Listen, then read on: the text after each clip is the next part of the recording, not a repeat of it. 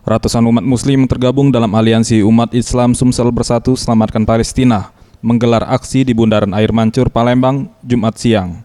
Usai lakukan sholat Jumat berjamaah, massa menolak pernyataan Presiden Amerika Donald Trump yang menyebut Yerusalem sebagai ibu kota negara Israel. Donald Trump dinilai melanggar kesepakatan internasional terkait status Yerusalem yang dinilai mencederai nilai kemanusiaan di atas tanah suci ketiga agama. Doni Maliano selaku koordinator aksi mengatakan, dalam aksinya, massa menolak pendudukan Israel atas tanah Palestina dan menolak Yerusalem yang dijadikan ibu kota Israel. Massa juga mendesak Perserikatan Bangsa-Bangsa dan pemerintah Indonesia bertindak tegas untuk menyelesaikan penjajahan Israel atas Palestina. Kita kepada pemerintah jelas, Indonesia harus memiliki sikap tegas. Tidak cukup dengan jengkel, tidak cukup dengan